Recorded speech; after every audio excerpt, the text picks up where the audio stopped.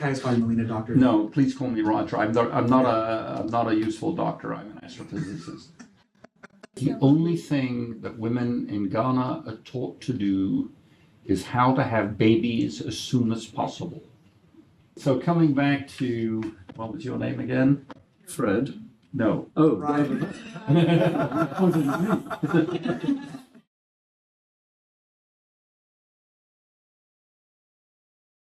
So the idea is each of you will write a publication plan for the rest of your life.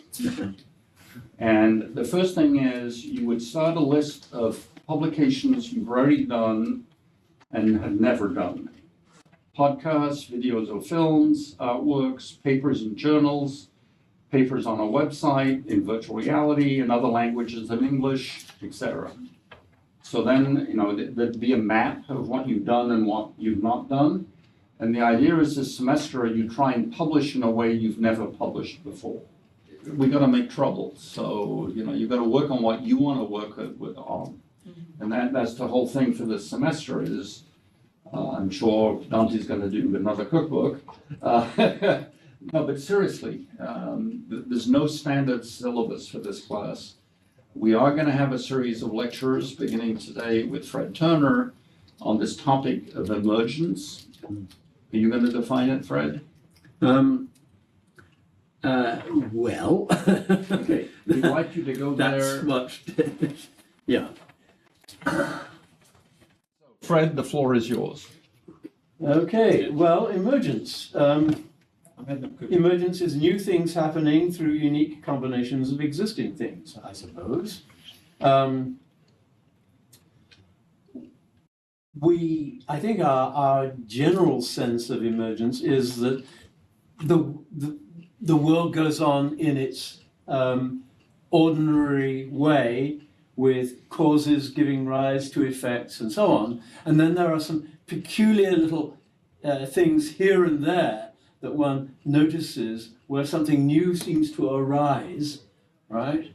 And we call that emergence. And that idea is completely wrong, because in fact it's emergence all the way down.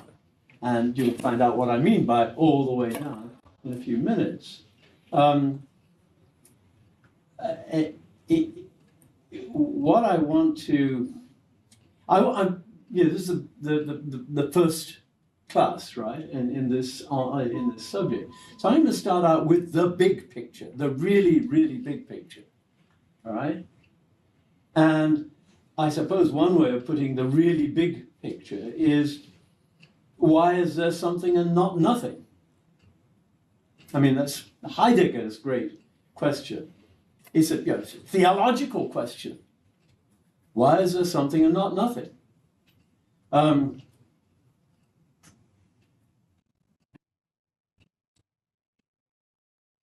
Well, I would argue, the initial emergence of the world. How did the world emerge? I would argue that, in fact, this may only be the second most important question in philosophy, because there's another one that it presupposes, and that is, why would there be nothing and not something? I mean, when we say, why is there something and not nothing, the assumption is that there ought to be nothing, but how weird it is that there is something. God must have done it, all right? Now, I'm not going to argue against God or for God. I think God might emerge out of this kind of talk, but maybe not, maybe. So let's unpeel this idea. Let's investigate what you'd have to get rid of in order to get nothing. Let's just turn it upside down. What would you have to get rid of in order to get nothing? Well, obviously, you'd have to get rid of humans and any other intelligent species with their capacities for systematic understanding on the basis of evidence. So you're going to have to get rid of all the kind of understanding part of the universe. So that would be one thing you would. Then you'd have to get rid of all of life, and with it, interestingly enough, all of the senses. there wouldn't be any, you'd be getting rid of all the sounds, all the sights, all the smells and everything, because there wouldn't be any living things to sense them. You mean they wouldn't exist if nobody heard it? They hadn't even been invented yet. I mean, Doesn't light exist independent oh, of well, I'm humans? getting there. Well, all right. So and once you got rid of the senses, then you'd have a huge diminution of the evidence itself, because even if you're just looking at something in a computer or something, you're still using the evidence of your senses. If you do science, then you do an experiment. You can see that the experiment, the situation is doing something. You can measure the sound of it, the If you cook, you vibration. can eat it or not eat it. If you cook, you can eat it or not eat it. Yeah, right. So you have to get rid of all of that. Then you'd have to get rid of matter. And with it, nearly all of the characteristics by which matter can be recognized, like, weight and solidity and shape and temperature, and pressure, and color and hardness and so on. So at this point, no arguments about mechanical cause and effect would be resolvable by evidence. There's nothing around that could argue that something was the cause or the effect of anything. The language that one would then have to use, having lost so many of the things that language refers to, is basically mathematics. Next, you'd have to get rid of energy. Not just because energy has a nasty tendency to turn into matter, if it gets a chance, but also because energy itself is still a very attenuated something. It's very thin. I mean, you have to multiply the mass of something by the speed of light in order to get a piece of matter. As Einstein said, E = mc squared. So you'd have to but then you say, well, energy can be redescribed as fields, but fields are a distortion of space. So you're going to have to get rid of space too. Without space, time would be meaningless, so you'd have gotten rid of it already. You'd be left with math itself, pure inference. The universe would be like an immaterial sphere whose circumference and radius would be equal to each other and equal to zero. That's a maybe elaborate way of putting it. That is a point. Well, science can now derive everything from simpler and fewer components. I mean, human experience is a form of animal morphology. Animal morphology is one form of life. Life is a form of chemistry, and chemistry is a complication of physics. Classical physics is a phenomenon resulting from quantum physics, and quantum physics is describable as simply the mathematics of probability. But if we turn this sequence around, it suggests that any something can generate everything, because it did. Did it have to? Well, it actually generated a vast mass of different things with eventually a whole lot of unique individuals. Anyone who has studied the science of cosmology will find this sequence that I've just described as nicely mapping the known history of the universe in reverse. Right? 10 or so million years ago, there were no humans. 600 million years ago, there were no animals to have social lives. About 4.5 billion years ago, there were no living organisms. Now, maybe you could push that back a little. There might have been planets, some other systems that had life and so on. But at some point, going back in this history, the universe was so hot that coherent molecular matter and thus chemistry could not exist. Before that, there was a point where atoms wouldn't hold together. And before that, we're left with whatever preceded the source of the black body radiation, the afterglow of the beginning that we can see with the black body radiation. So, in other words, all this stuff emerged. The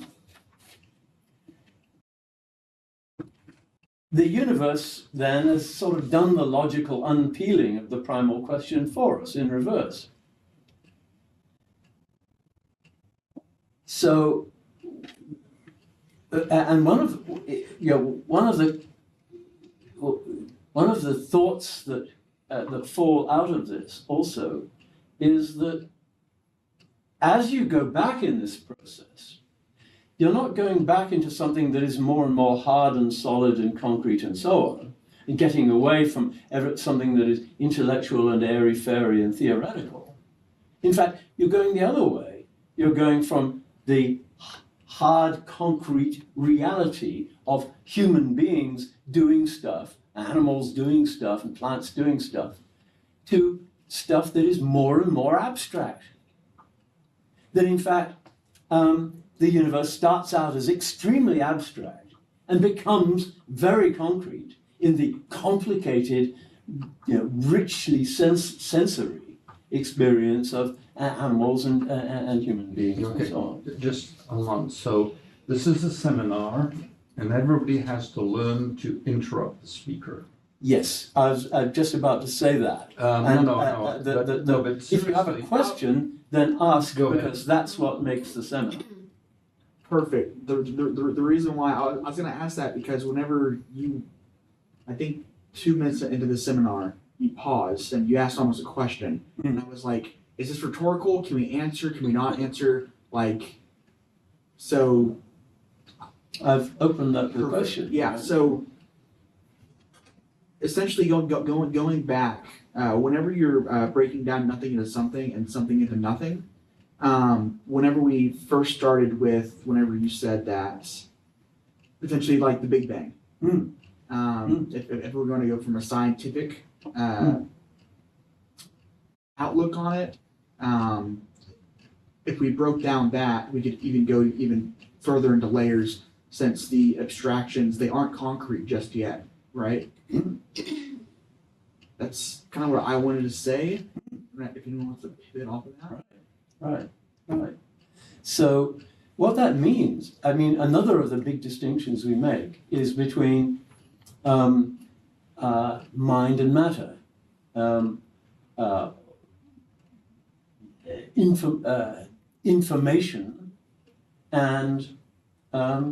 Information and matter. Between ideas and things, between the body and the soul, all of those distinctions, which go back really to Plato. Okay, and anybody else want to jump Right. in? So we're going to have to get rid of that distinction, because it looks as if it's probably it's probably sort of mind all the way down and matter all the way down. If nobody has anything, I'm going to just jump in. So my version of your narrative is, as an astronomer in my first career, we know the universe went from something simple to something complex. Yes. So what's interesting is complexity emerged out of, Yes. and there were stars, and then there were planets, and then there were things on planets, and then there were, we are complex. You can't describe a human being with mathematics. And so I think that this transition from simplicity to complexity is something that is analogous to your narrative. Yeah, exactly. And there's ironically, there's a thermodynamic description of this, which is the increase of entropy over time. Entropy is just having a whole lot of information that you don't know yet. And energy dissipates. Yeah. I have a whole lot of stuff about how it seems to have happened according to the... Yeah, we'll distribute this article. Go ahead. My question is more like, how I can identify what is emergence of something or nothing, whatever, but and not just like a transformation of something that already exists. So how can I look for something and say, no, this is not really something that emerging right now. This is just a It new just is. adaptation or a transformation of something that already exists. Great And question. yeah. Yeah, I mean, one can answer it to some extent. One of the simplest examples that people give of emergence is you put two gases together, oxygen and hydrogen, And you get water. and you get something that is wet. And wetness didn't exist before. All right. So that's a nice little example of the point where perhaps A plus B does not equal C. right, Oxygen exactly. plus hydrogen equals So water. Gas is not another gas every Yeah. time. It's liquid, for example. Yeah, what we let me do a drawing because it may give some of the may help to concentrate the idea a little. Supposing, okay, I'm going to say I'm going to write down basically what the universe is. All right, and here it is. Math. E equals mc squared. But you can make a distinction. There's a distinction you can make, and that is between it's all math.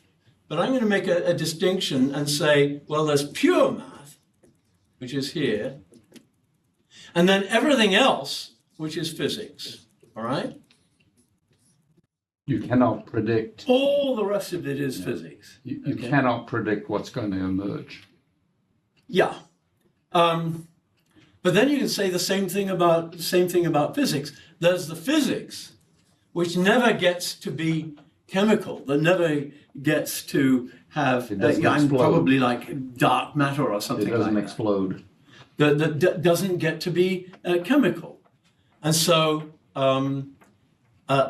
all the rest, not this, but all the rest is chemistry. All right? And that includes geology and all of that. But you say the same thing about chemistry. There's the chemistry that doesn't replicate itself and get biology. evolve and so on. And so what you got then is from there on, you have biology. Now, it's not ceased to be all math, but it's now also physics, it's also chemistry, it's also biology. But then you can say, well, there's all the biology, which is not social animals doing stuff. And from there on, it's what you might call anthropology. Yeah. So you talk about Plato's, and to tie Plato's kind of back to this, it kind of reminds me of like the theory of forms, where like the physical world, it's not as real as a But it's non-physical the world. reverse of Platonic. In other words, the evolution goes from being outside the cave where you're just dealing with the thermonuclear sun, and you work your way into the cave, getting more and more imaginary and more complicated and more sensory and more kind of down and dirty and complicated. And that's the evolution of the universe. Okay, so, and then one might say, well, what in that... What's next? What's next? Well, probably arts and humanities.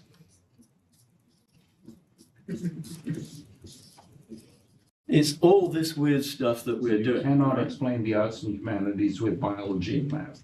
Yeah. Although all the inner workings of arts and humanities, and one of the problems with arts and humanities teaching generally is it totally forgets about everything else. The inner workings of arts and humanities is dirty stuff like anthropology and dirty stuff like biology is that stuff. So, someone else want to jump in? I'm going to ask Justine's question. how does this relate to publishing?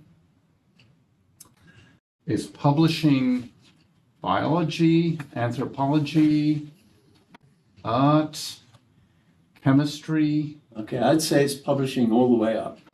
In other words, Math is publishing. Chemical equations? is publishing? applied math. Applied math. I never Physics. thought about Get me out of publishing. here. Physics is just math publishing itself. And that's the Okay, part. okay. Yeah, I hesitated for a moment.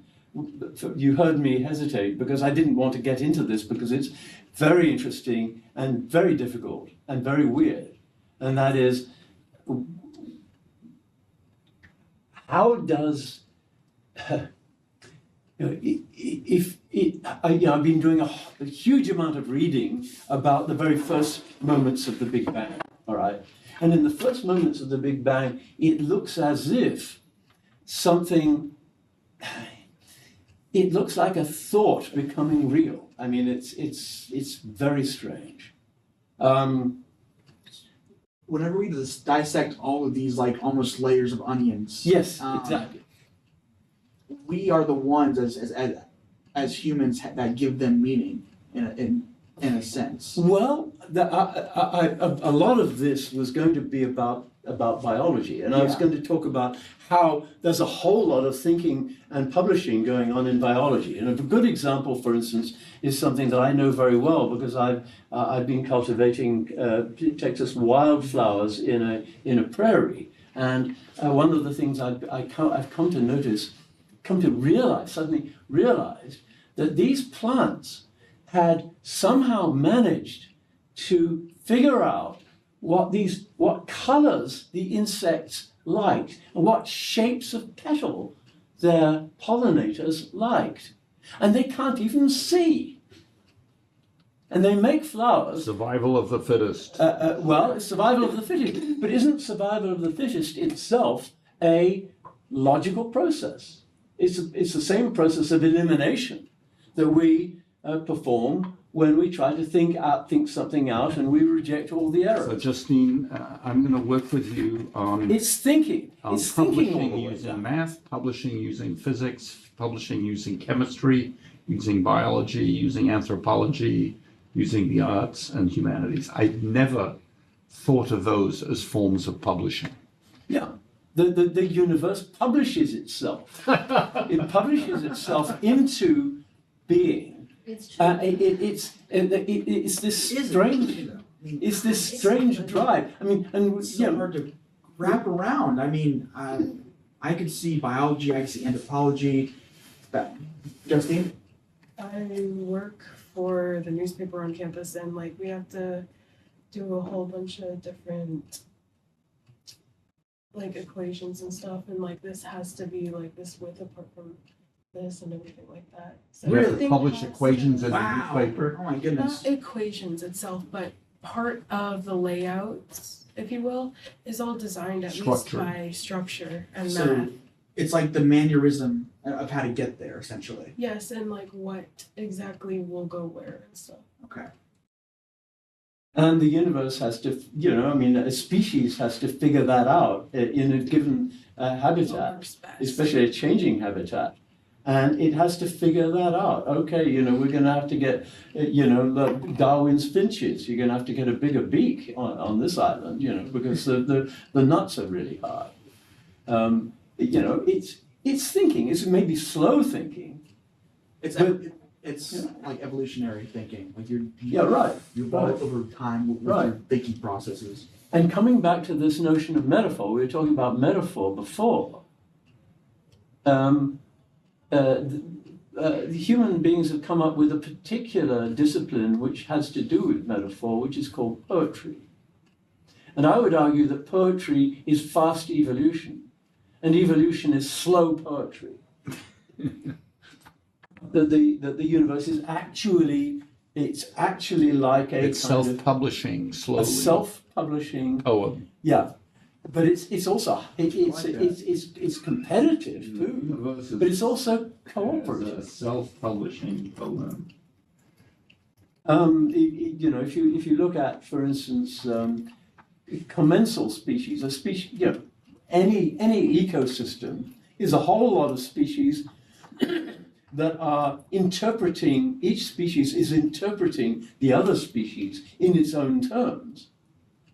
But that set of interpretations could actually consist in a kind of world, in a sort of environment, which is then capable of generating entirely new things.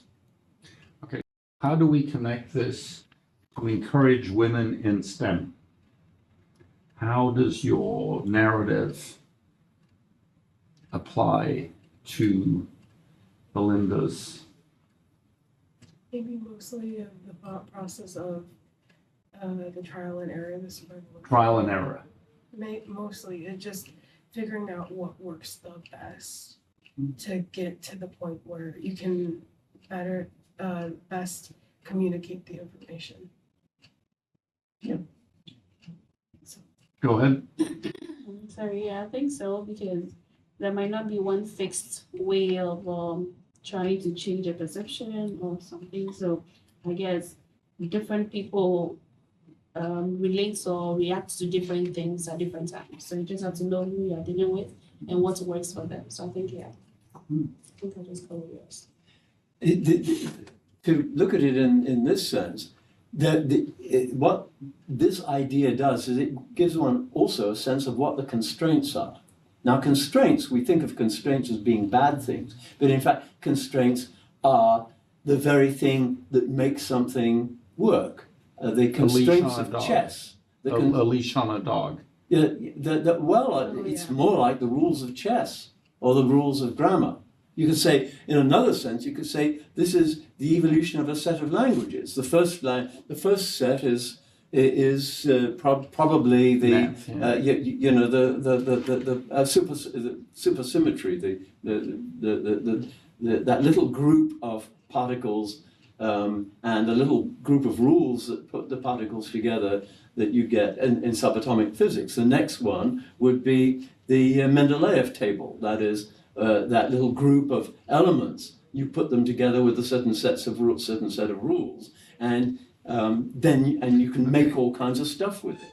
And then Cooper, do you want to jump in? I suppose so. So let's see here. I suppose there's possibly a proposition that you could put something above math, and I think that would be value, morality. Value. Because the first thing we talked about was the question of why is there something and not nothing? Yeah. But then we are more narrowing it down to why would there be nothing and not something? So if there is something, that means the universe is able to prosper. If the universe is not able to prosper, it's not going to exist. Prosperity is good, it's valuable, and suffering or damage is bad. So in a sense, if the universe could not prosper to begin with, it would not have any value in existing. Well, what I would say is that one of the things that the universe produced was beings who can do so complicated a thing as to value something. But I think that's an incredible result.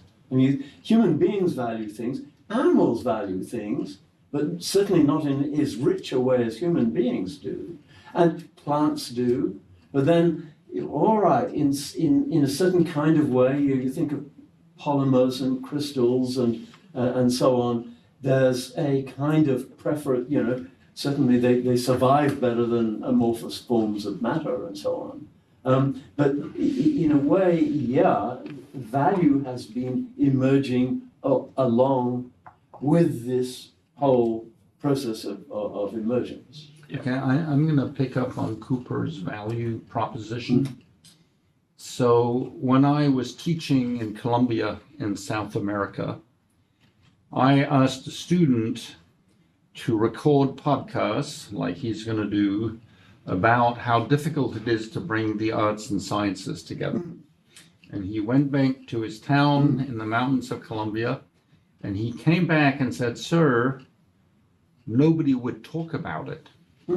This is the Western tree of knowledge. We don't not divide knowledge up this way. Nobody can prove this is the only way to divide knowledge. He said, if I am a farmer in Colombia, I know what I can grow on this hillside and what I can grow on that hillside. That's local knowledge. And I know what I can do in the big city and what I can do in my town. That's global knowledge. And so he said, we divide knowledge into different subcategories than you in the West. Is this an artificial breakdown of knowledge? I don't think so. What the farmer is doing is the same kind of thing that a scientist does, or that a technologist does. No, but it's inherited knowledge from the family. So is scientific knowledge. So is experimental. Yeah, my father the was experimental a tradition. Was a rocket scientist. It's all It's all. No, but I think Cooper's put his finger on something we need to think about, which is value bridges all these things. I don't know. Value, I think, one of the I put a question mark there. What would be the next thing?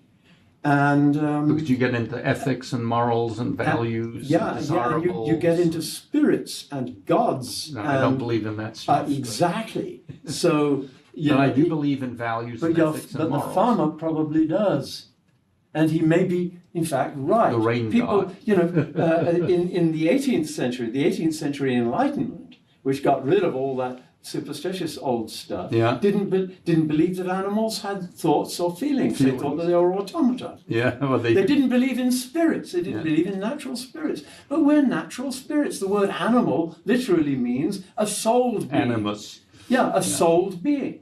And if you meet a cat, that cat is looking out at the world, and for Thinking the cat, about it. it's the world. It's looking at Trying to figure it's it the out. center of the world for the cat. So does that present the concept of like metaphysics then? That which comes before, in the sense of if every farther circle can be explained by its predecessor, like by the internal rings. It's not exactly explained. It's generated through the coming up against constraints. I mean, one of the perhaps I can give one example, and it may sound very weird, but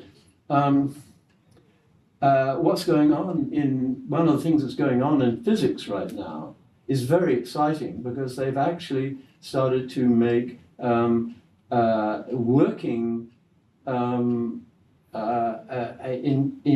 make entanglement work to send absolutely simultaneous messages faster than the speed of light. Yeah. At a certain, what the physicists are saying now is that at a really early point in the Big Bang, Everything was connected. At a certain point, everything was entangled. Entangled. Every particle was entangled. Yeah. And at a certain point, it just became too complicated to hold together. And so they had to start exchanging particles in order to get a handle on them, in order to be in the same universe, so to speak. And at that point, the fastest you could go at that point was the speed of light. But it's a wretchedly slow way of getting around, as opposed to the simultaneity of the of entanglement. Okay, everybody, we've been at this for 1 hour. The neuroscience of attention tells us we should all stand up, go to the bathroom, fill up our coffee cup, and then sit down again in a different place. And Fred will go back to his text and pick up with Slip his back to narrative. my lair, yes. Well, no, just a few minutes. No, but I'm serious. The neuroscience of attention is very clear. Yeah. That you cannot sit in the same place listening to someone for 6 hours.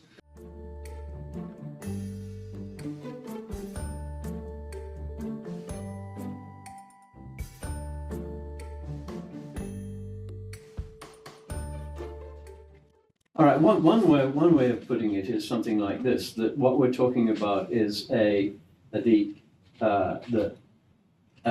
talking about the progressive evolution of let's say the inclusive evolution. What makes it progress is not that it is that things are getting. Although I think I agree that things are getting better and better. Sorry, wrong person. There it is.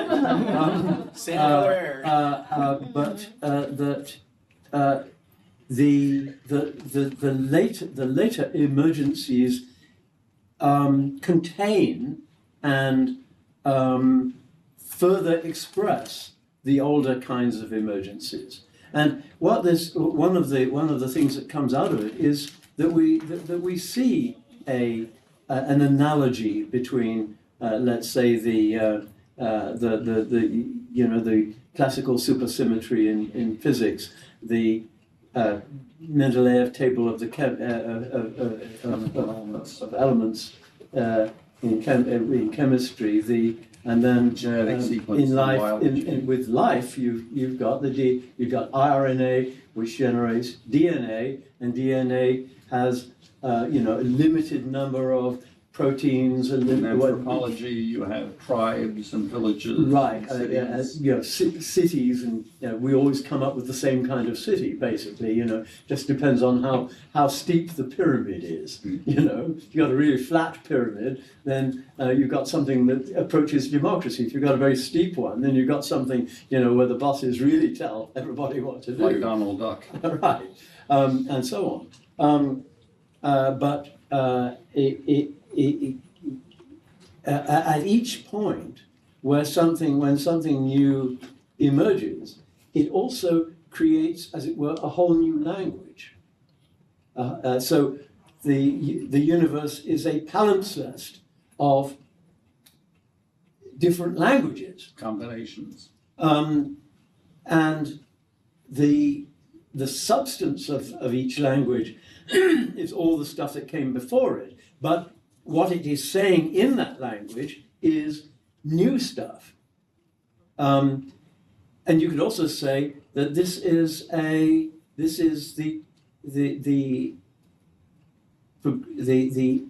successive emergence of richer and richer forms of time. You don't need, for instance, to talk, with a photon, for instance, flying along in space at the speed of light by itself. You really do not need any kind of temporal description of it to characterize it. Straight lines. It's not even a straight line, because for the photon, it's completely still. It's everywhere and every when. There's no difference between where its beginning and its end. Once you get solid matter, you then have a line. That is, you have a geodesic, something like a chunk of rock flying through space is so many feet across, so many feet long, so many feet thick, so many feet wide, and so many temporal measures long. And it doesn't know which is the beginning and the end. Do you see what I mean? It's a kind of, it's not formed beforehand and is not formed afterwards. But it doesn't know which direction it's going. Do you see what I mean? Once you get something like living organisms, you have sort of biotemporality. And there's a great scientist, J.T. Fraser, who characterizes atemporality, eotemporality, biotemporality, nootemporality, J.T. Fraser, nootemporality, sociotemporality. That once you have a living organism, then you have Time is different. It has memory, and even if it's just the memory of the immune system, its immune system, for instance. At that point, you actually have past, present, and future begin to be meaningful to some extent. And when you have species that compete in breeding, then you've got very definitely, major future goals like having lots and lots of babies that they are competing over and cooperating over. And so time itself gets thicker and thicker and more meaningful as one goes on. And of course, with human beings, what we have is fictions, and we have theology, and all of these other ways in which we elaborate time. We have the tense structure of languages, and all human languages have some form of tense structure. And the tense structure always includes something like subjunctives and conditionals, which involve the possibility of different futures. And so one of the things that we do that makes us really good at sort of beating up on other animals is that we can construct all kinds of different scenarios and then either judge things in terms of those scenarios or make one of them come about. What we really have here is a kind of set of scales of emergence for very fundamental ideas like time or language or and indeed values. I mean, we animals certainly have values. It's just that we have. There's a very nice thought that I ran across, which was that the 7 deadly sins are in fact the seven mammalian virtues.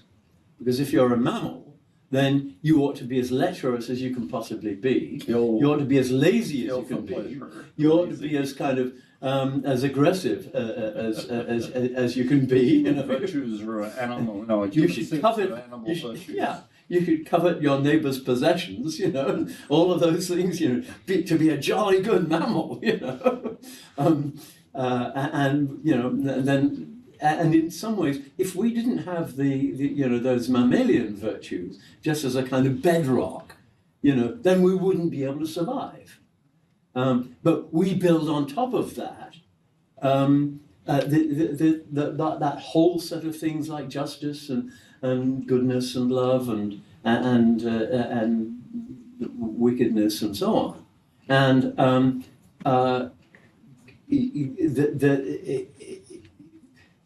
you could say that each language is to some extent in conflict with the languages above it and below it. Clearly, a large part of religion is, a kind of battle between the mammalian virtues and the human virtues. But if we were to have purely human virtues, then we would die out as animals.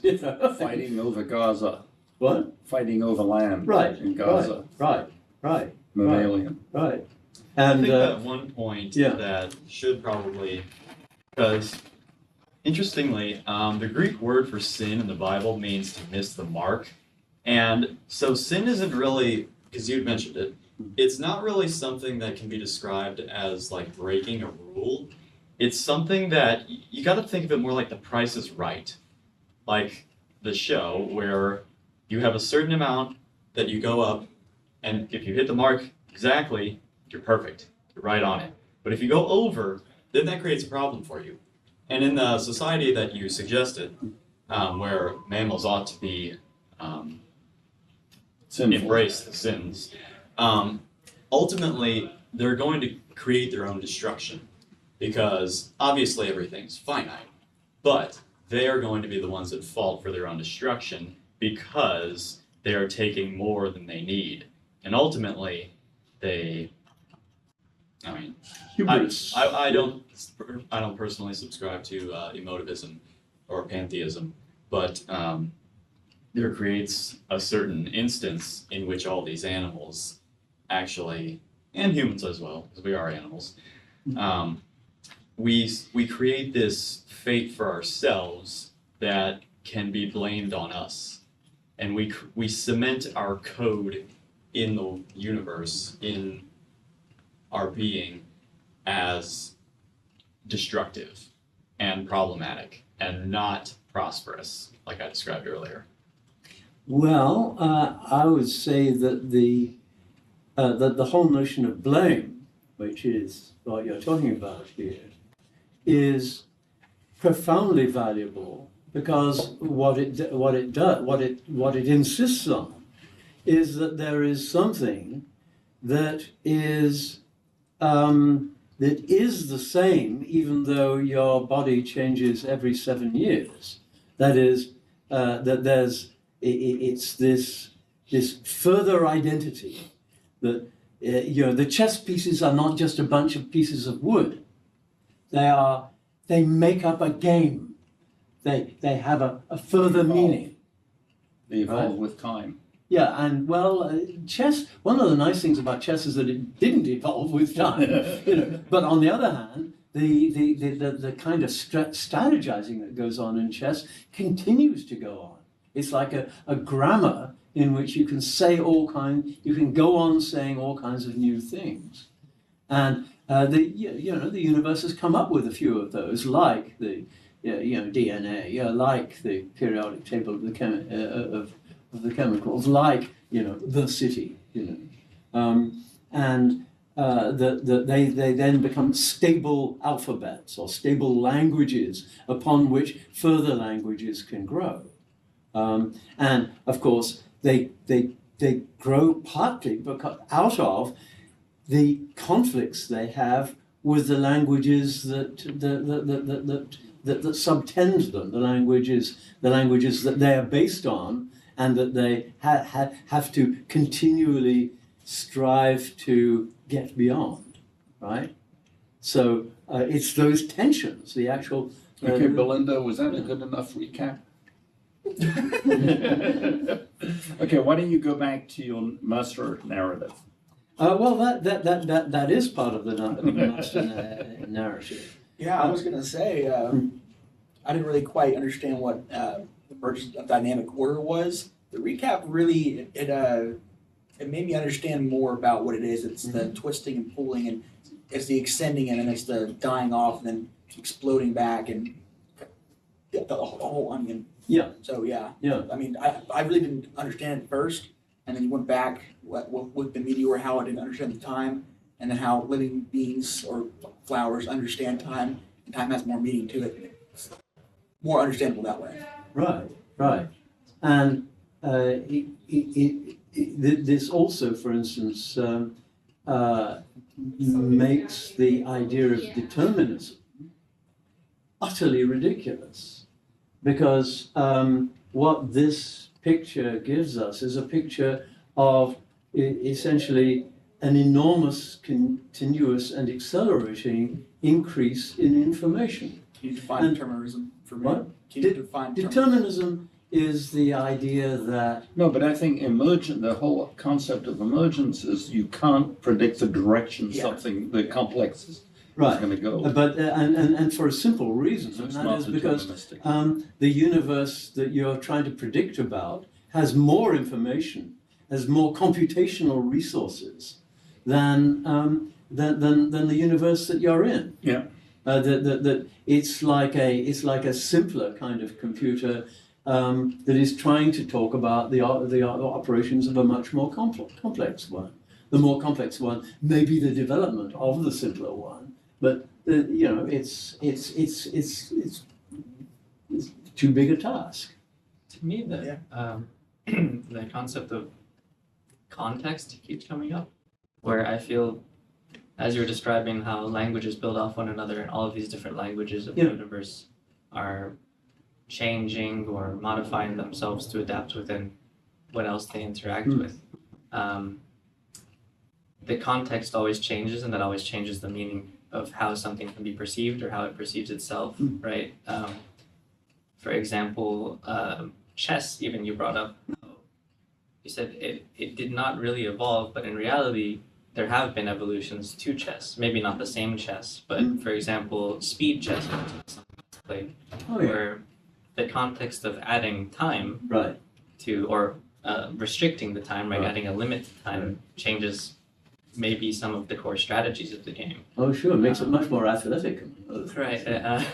There's even, I think, just everything. It always changes due to context and due to, since there's always more information in the universe, when new things are discovered or new things emerge. You're a dangerous man, Dante. So, one of the people I admire and respect is a professor at Carnegie Mellon, and she developed this whole theory of iterative design.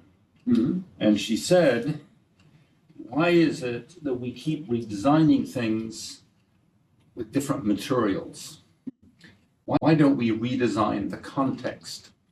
So people don't really usually redesign the context, they redesign the content. Mm. And, why couldn't we have coffee hanging from the ceiling? I don't know. I'm just, trying to imagine, instead of coffee cups, how could we drink coffee in other ways? And her name is Terry Irwin. And she put a finger on a thing, which is that designers tend to redesign things to make them better.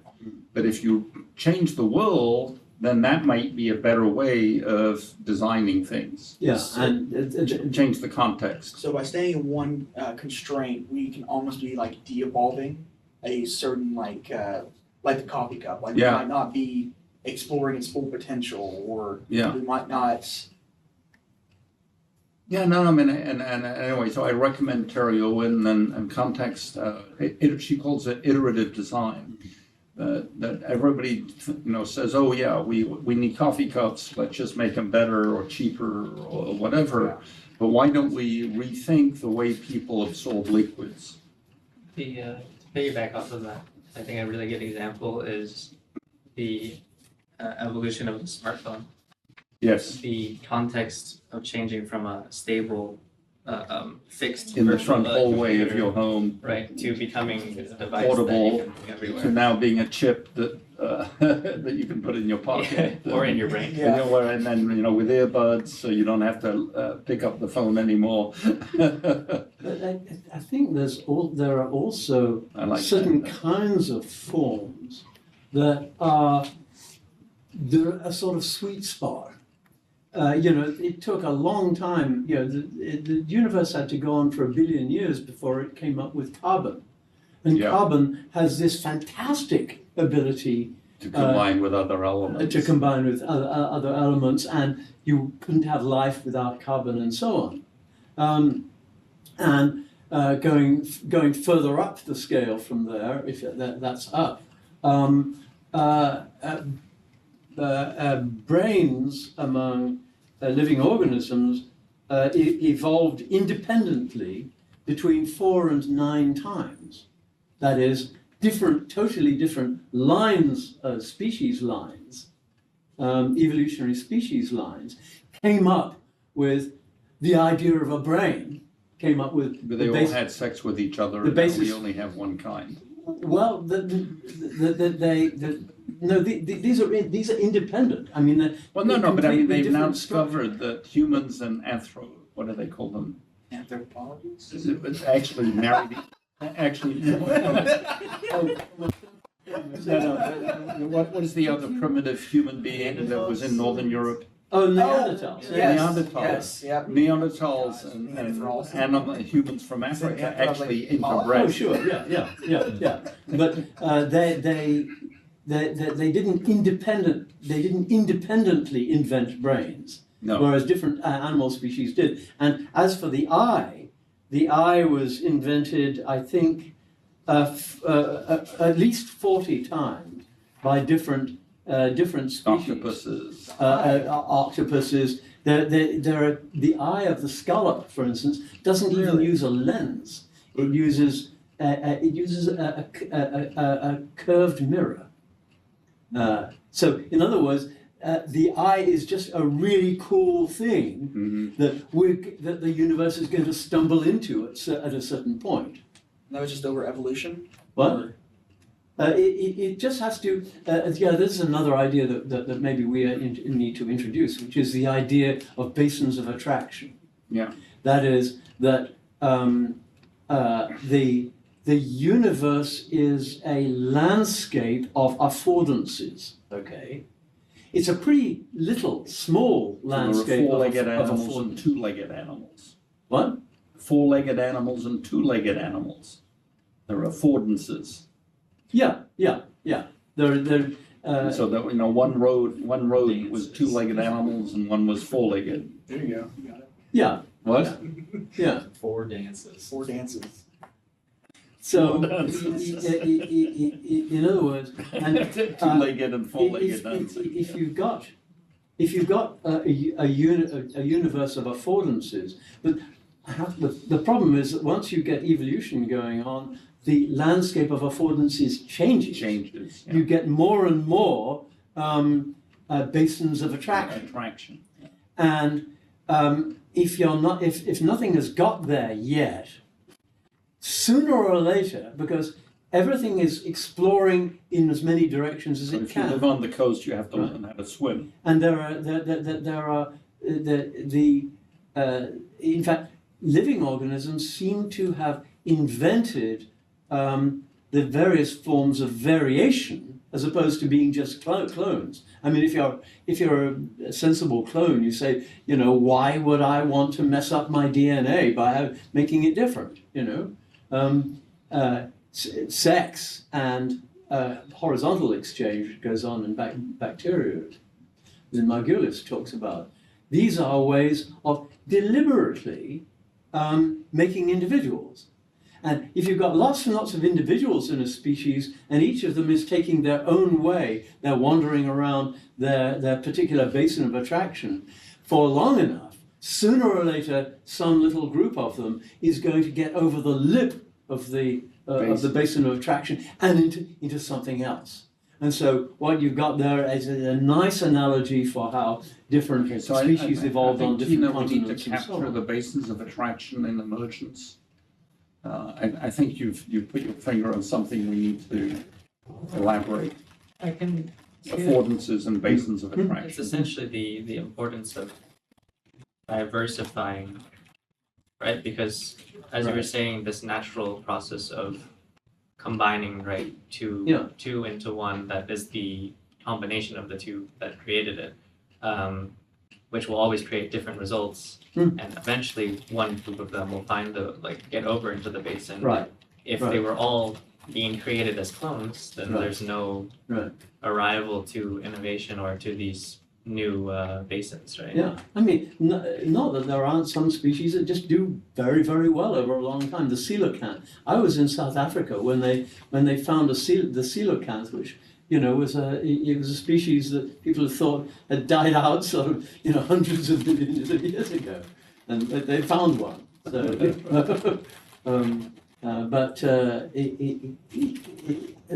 so there's a kind of exploratoriness about the universe. Is that on the topic of the coelacanth? Is that perhaps maybe implying that this diversification speeds up the process of innovation, whereas sure. the coelacanth perhaps stayed static and as itself even from thousands of years ago or hundreds of thousands of years ago, but it was there for so long that it eventually did arrive in the past, whereas if you compare maybe to humans, We kept moving around.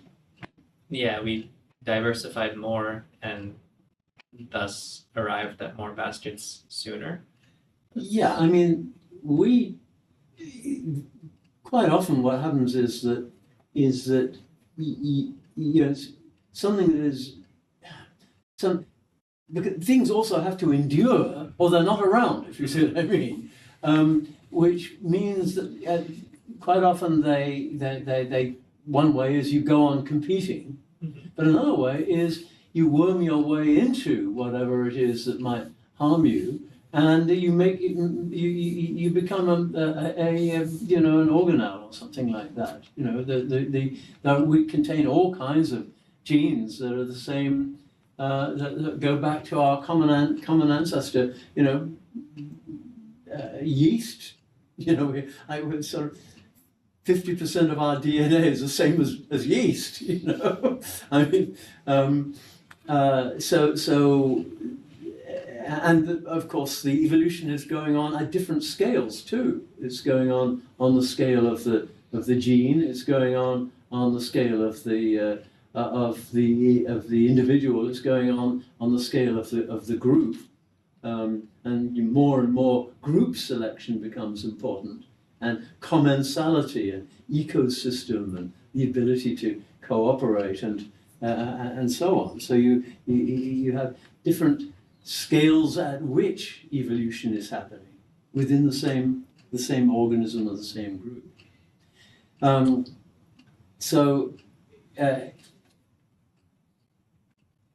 Let me go. Something else I wanted. There's another place I wanted to go. If you were to publish this seminar, what kind of publication would you personally use? Well, I write essays, and this is in fact an essay, and I'm trying to turn it into a seminar. Okay. If you said it. Okay. And an essay is a bit like a brain or an eye or something like that. It's a good solid form.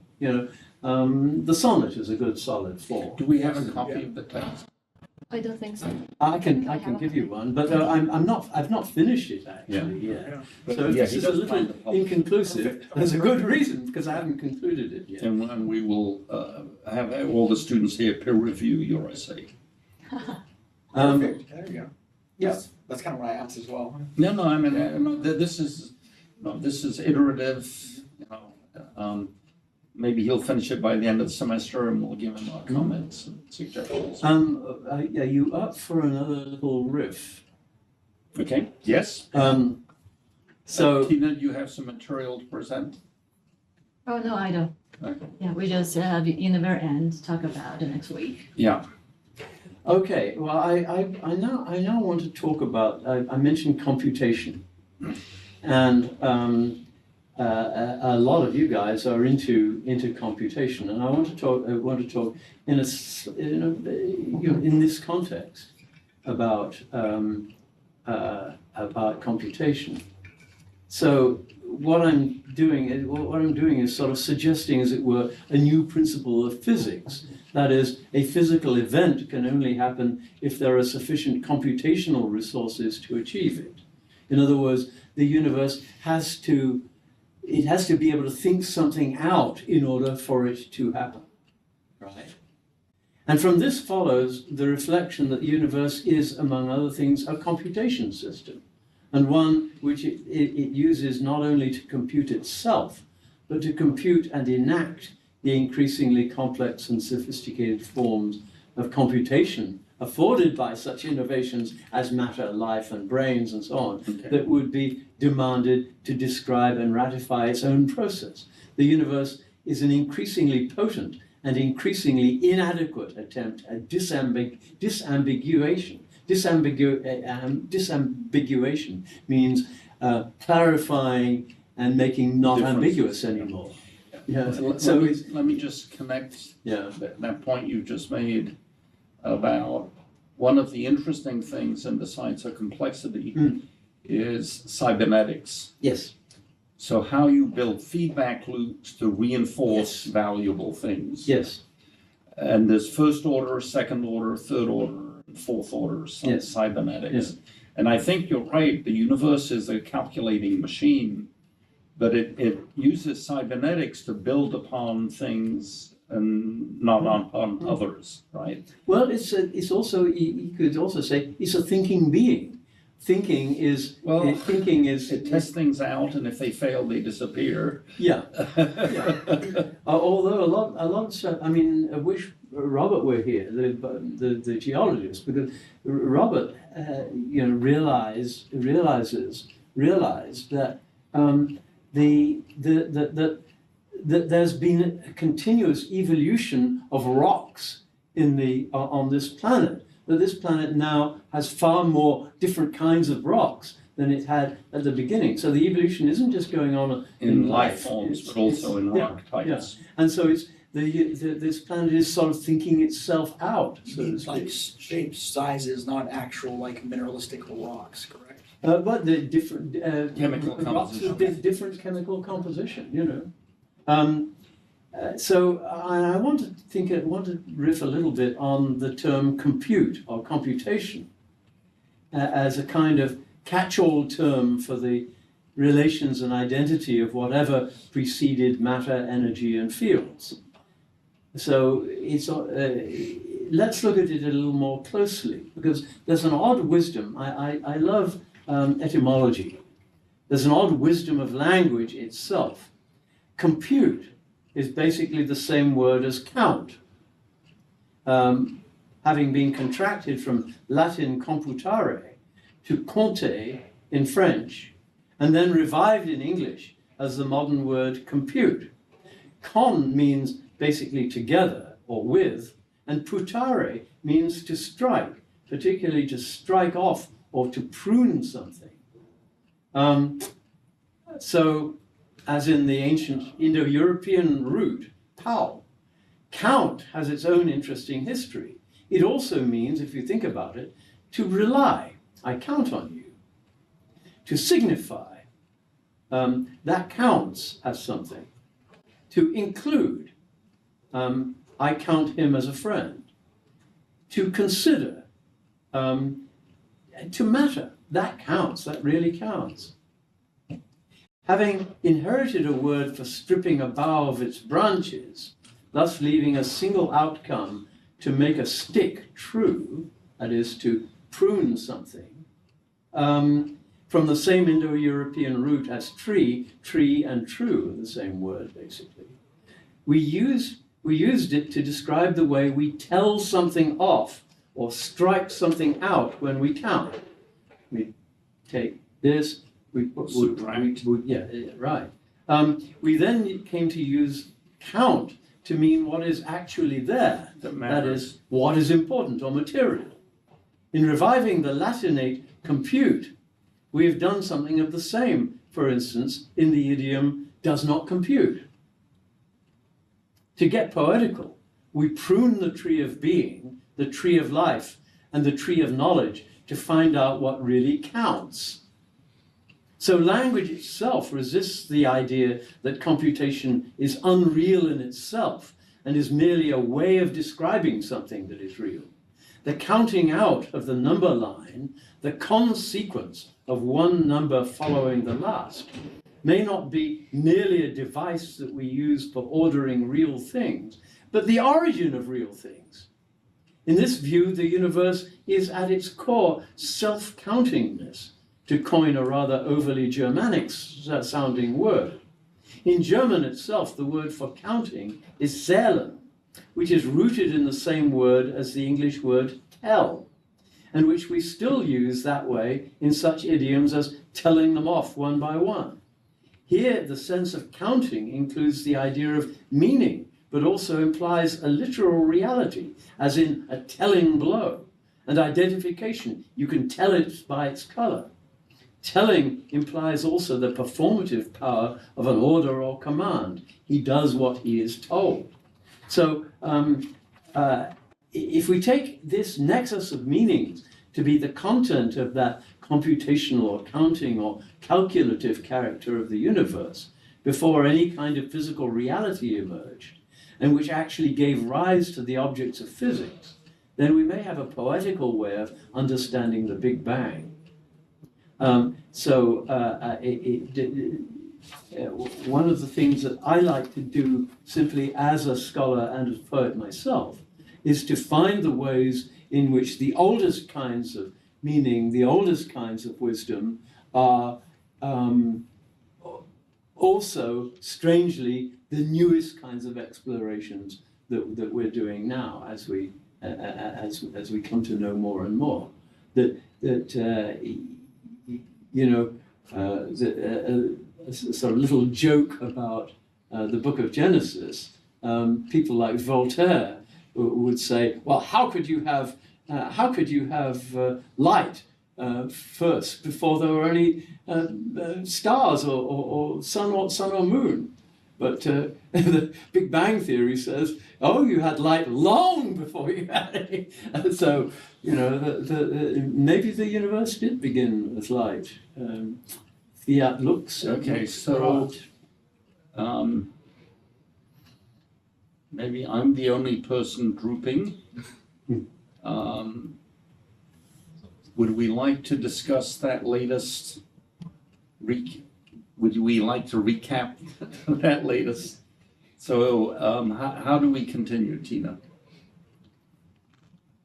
He's got about another 3 hours. So no, I mean, you've laid some seeds here. Who's speaking next week? Universe, yeah. You're gonna be universe. That's a challenge. And then the week after is Robert Stern. Another week after is Robert Stern. And what after me? After you, we haven't decided. We were planning to do biology, but I think we're going to adjust the order a little bit after you. Yeah, no, so this is iterative design. So, but the important thing is each of you get embedded in this seminar. We now know who you are and what you're interested in, but maybe in the coming weeks, you could put together a short presentation about what you're thinking about. I don't know, you know, we have to design this seminar so that helps you build your resume, structure your, where you're headed. Yeah, the assignment, everybody got the seat, and we're going to. But the publishing plan is just a thinking process, so maybe next week, each of you could present an outline of a publishing plan of how you'd like to publish in different ways this semester than you published before.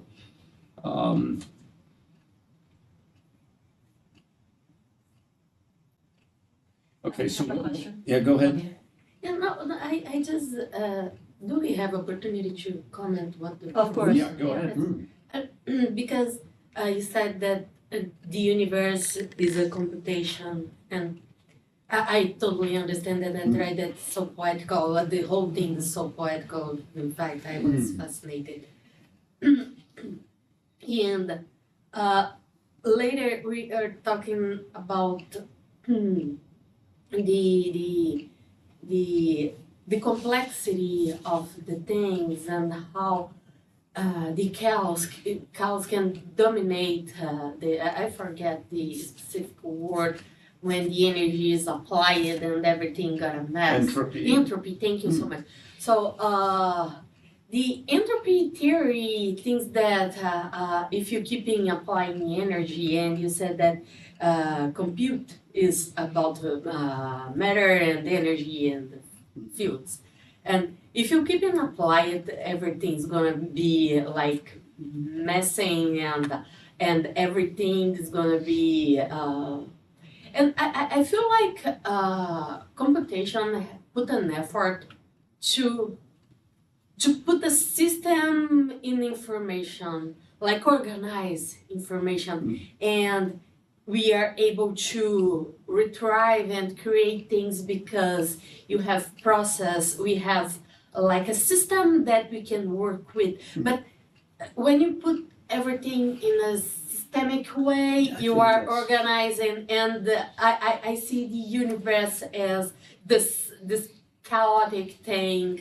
You know, looks like the Big Bang and all the lights and everything is trying to expand and disconnect. And computational process looks like trying to connect, interact, and create, somehow restrict, because they are creating systems. And of course I understood what you're saying, and it's beautiful, really is. I just was thinking what I thought before I heard you, and was completely disconnected. Now it's connected in my mind because of you, but before that was really disconnected, you know. And I'm really impressed with this this idea of the universe as a computation, because it wasn't that simple for me, but now it is. Thank you. Well, thank you. I mean, I think I actually have a little piece about that. Because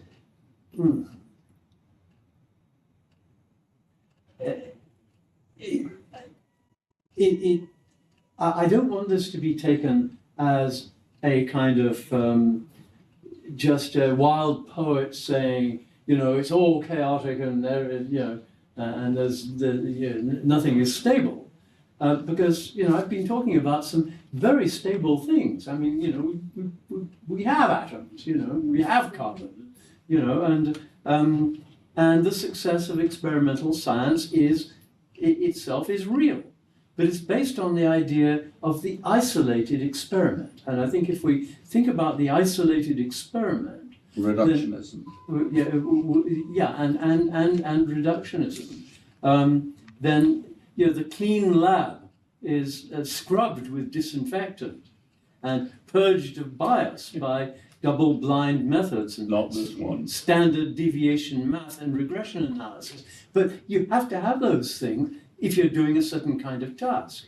Those methods systematically exclude all the stuff that actually created the universe, all the evolutionary pressure of knowledge hunger, the wildly ingenious competition, cooperation, and signaling of different computational and calculative systems at different scales.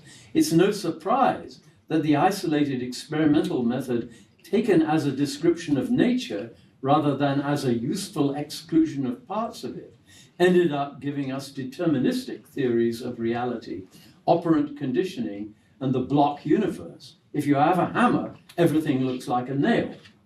Of course, we still need the still photo of the world that good, clean experimental science gives us. But paradoxically, the impetus of a good scientist to know the love of knowledge is precisely the urge that drives the universe around him or her. That must be prevented from messing up the experiment.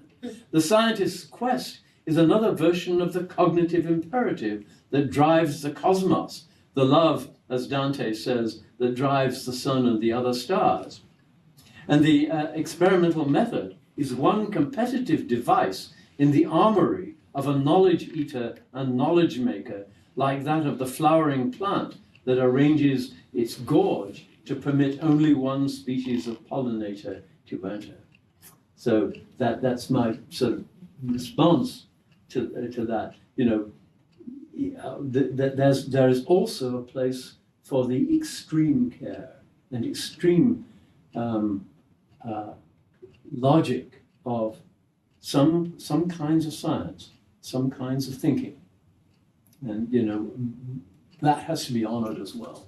It's like this, I guess it really resonated with me in the sense that, you know, in the chaos, it's hard to decipher any one specific thing. And so then this isolation is used to analyze. But then, as you said, to understand the greater picture, you need to consider the connections and the interactions between one another. It reminded me of learning physics in high school, where in the first, or basically all of the physics that we learned, since it wasn't this advanced theory, were taking these assumptions of reality, of fixed, you know, fixed friction or fixed gravity or fixed. A lot of those laws actually emerged later in the development of the universe. And gravity, I think, was the universe's brilliant invention to keep everything from being everywhere at once. You know, to put it in poetic terms. Yeah. And I think also these fixed versions of this environment. I had a question to my teacher because I was struggling to understand the models, and it was that, you know, I asked, can I have an example in real life of this fixed, you know, I don't remember the exact. It was like just these conditions that could not actually exist in the real world. They could not be fixed because in reality they're always changing. Yeah.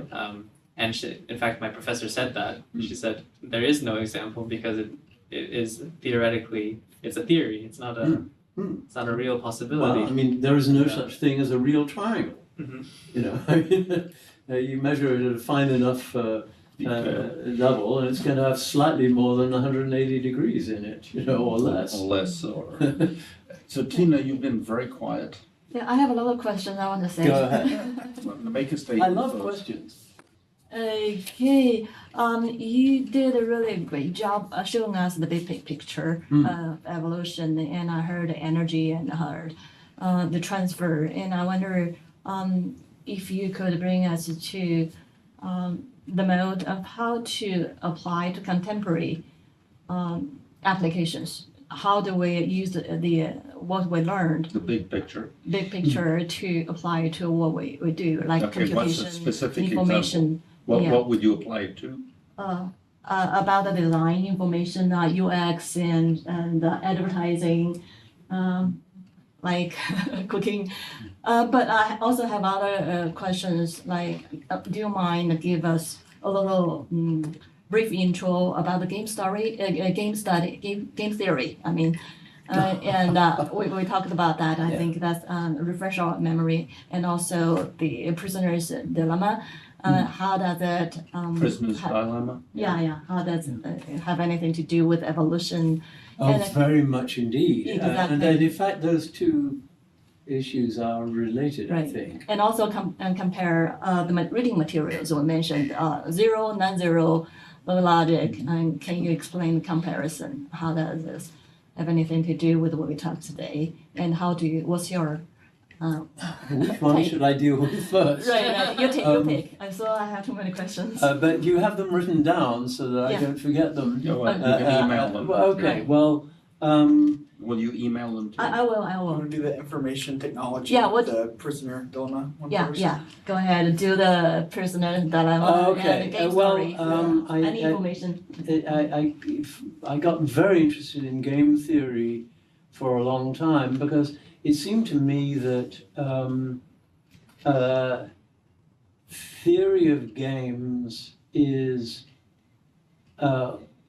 it's a wonderful window into the way in which lots of different participants, lots of different interests can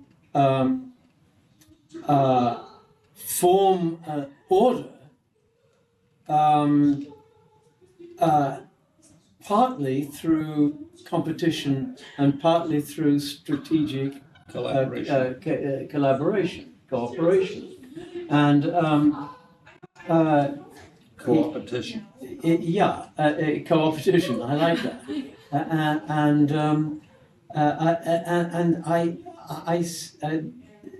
I started thinking about sort of game theory, applying game theory to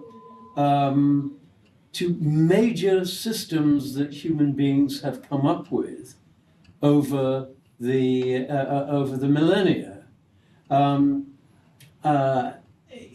of them, invented, I guess, in the Middle East was money.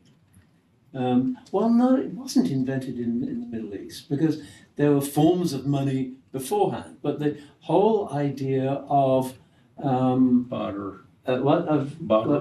Going from barter to somehow being able to make imperishable the sort of value that gets sort of eaten up in barter. That is,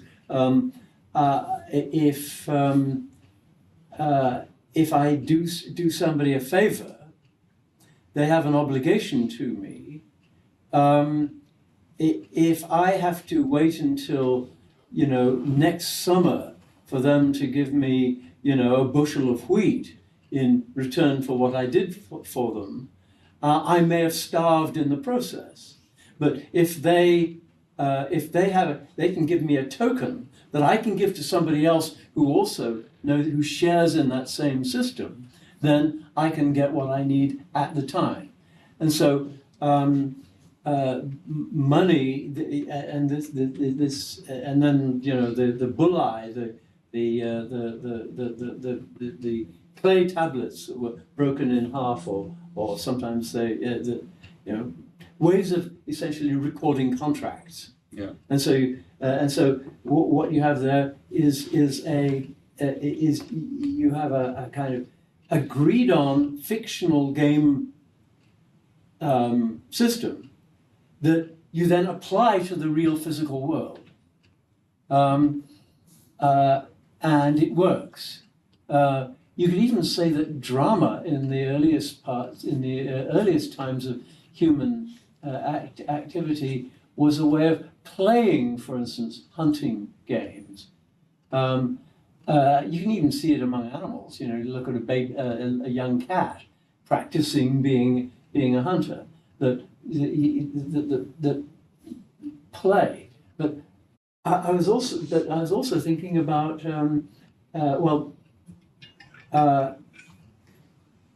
if you Prisoner's Dilemma is sort of a bad game because Does it is. everybody know what Prisoner's Dilemma is? Okay, can you just explain? Prisoner's Dilemma. Two criminals two people are arrested for a crime, and prisoner A can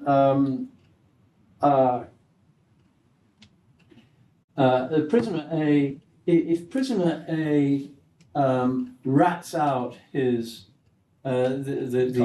his colleague, then Oh, he only gets a year. And but the other guy gets like 5. But the other guy gets 10. Yeah. If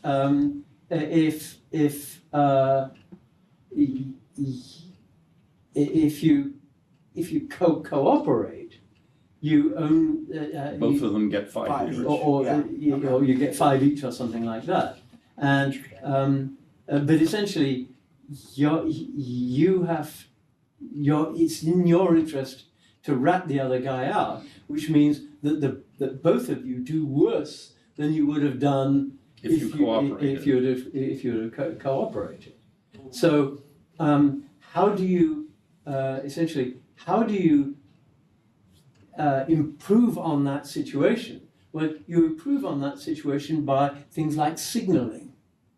That essentially signaling has to emerge in a prisoner's dilemma type situation. I'm going to rat on you, don't rat on me. Right. And so what you get, for instance, in males competing over access to females and thus to reproduction, that instead of fighting it out to the death with their horns or whatever it is, they set up some kind of ritual form of combat in which they don't really get very badly hurt, right? But one wins and the other loses. Yeah, but it's Competing for your then spouse. gradually next year the older stronger one is going to be a bit older and a bit weaker, and the younger one is going to be a little stronger, and so you live to fight again. Fight another day. So this theory can be applied to essentially a and myriad of things. And from that you get to It's kind of like the trolley dilemma, where Yeah. you have one person on track with 3 people on the other. Which one do you pull? right, and then that gets you into the whole realm of political philosophy, where you develop systems like democracy and then separation of powers, where you set up a system where you're actually using Each other. the desire for power that everybody has, the desire to win that everybody has, to create a system that actually makes everybody benefits everybody, and sort of money does that too. Please tell that to Donald Duck. Yeah. Well, it works. Well, no, he doesn't think so. What? He's doing things the courts and the Congress are supposed to do, and he's just saying. Oh no! No, what he's doing, he's screwing the system up by taking away the checks and Division of balances. powers. And checks and Separation of balances. powers and so on. Okay, everybody. It's 9:10. But I'll try to get to your other Sure. questions. I love your And so what was Okay. the, So no, but the 1 and seriously, 0? you know, I Yeah, can always yeah. tell there are certain people drooping and other people not drooping. Name him. Just kidding. Sorry, Nothing. I didn't say anything. and what? Another application Okay, one more question. Yeah, one more for the group. Oh, the difference of design and evolution. The difference between design and evolution. Yeah, evolution. Yeah, Evolution by design. if you get enough evolution, then you're going to get The best beings that are design. better designed than others. In other words, the universe may not Repetitive be, failures. the universe may not be teleological, but it's teleogenic.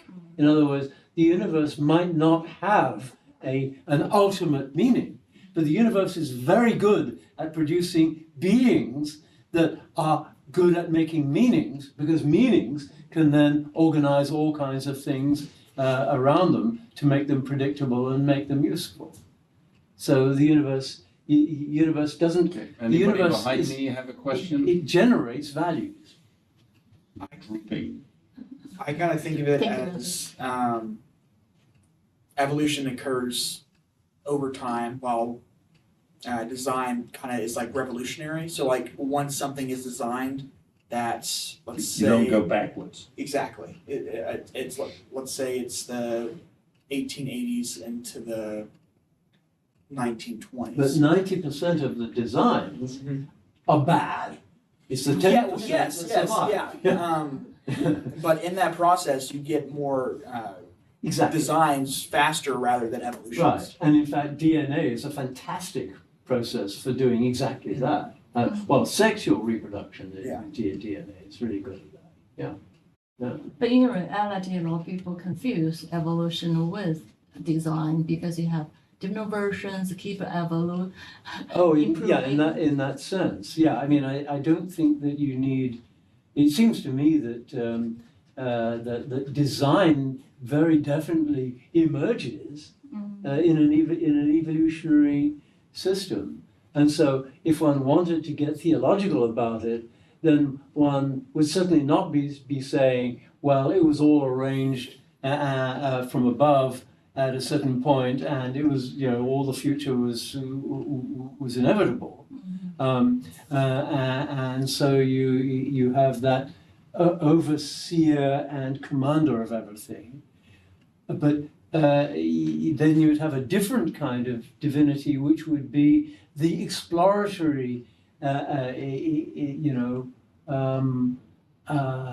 creative, imaginative, artistic, fantasizing energy of the universe, which would make for a pretty interesting divinity, and a very in a way, one that would be ended up making beings that were capable of love, which seems to me to be an extraordinary thing for the universe to have come up with. Dr. Turner showed us the big picture, and it helps us understand what really emergence is, and everybody can come up with their own definition. If you talk to people, asking people like 50 people, they may have different 50 answers. Very different answers. Right. So what it meant to us, and what is the implication to our career, our design, our development, and how we can prepare for the future. That's what we want to ask. So Ask you to, how do we prepare for the emergence? it's taking this topic and applying it to our own different fields, essentially. Yeah, that's what I'm thinking. It would be very helpful. Yeah, narrow it down. And another thing I learned today was really, you told us we're in a big universe. We didn't know the emergence, and we still don't know, is because our knowledge limited, our resources limited. We only know where we are, what we have, but there are a lot of limitations beyond our knowledge. We don't know what we don't know. That's probably why we cannot predict the emergence. And also, we and all the other components of the universe are sort of inventing it as we go along. And part of it is we're trying to figure out what is there already, but that figuring out is itself a new piece of the universe. And the way that we phrase that turns into very solid and stable bits of the universe. Like organic chemistry, which didn't exist before there were, before there were stars and matter, coherent matter, Yeah. Thank you, Dr. Turner. The idea becomes reality. Okay, well, thank you. This is fun. Yeah, it is. It's nice to meet you. And thank you to those of you that have an 8-hour working day tomorrow. Dante has to work for his company. And a lot of you have classes in the morning tomorrow, or TAing. I have to go No, to but my little bed because I'm an old man. Thank you so much, Dr. Turner. It's such an honor to have you in our Thank you, class. Professor. It's a pleasure. Thank you. It's a pleasure. And nice to meet. I hope I'll get to know more of you. Next Well, you'll time. be back this Yeah. semester, so. Yeah. No, but he'll reply to your emails if you wanna, but just look him up. And he was nominated for the Nobel Prize Many times. many times. 5 times. More than that. Yeah, it's Oh. more like 80 odd times, but 8. I mean, a lot of decent poets get lots of nominations, and a few people thought that I was really good and they were influential and so on, but I always ended up saying things that upset people. So, and I also really did not want it. I really, really did not want it. It would be a Well, bloody Nobel, you know how Nobel got rich himself? dynamite. No, Explosives. I mean, I don't object to the fact that he He got rich dynamite, blowing up but- people. But it's, you then get typecast as the thing that you got the Nobel Prize for. When in fact you have multiple careers. When I'm more and more, I love it that I'm a free man. I'm a free You man. can go in any direction. I'm anonymous enough to, be able to get away with pretty much anything. You're so humble. Yeah. Let's thank Dr. Turner. Give him a round of applause. Okay.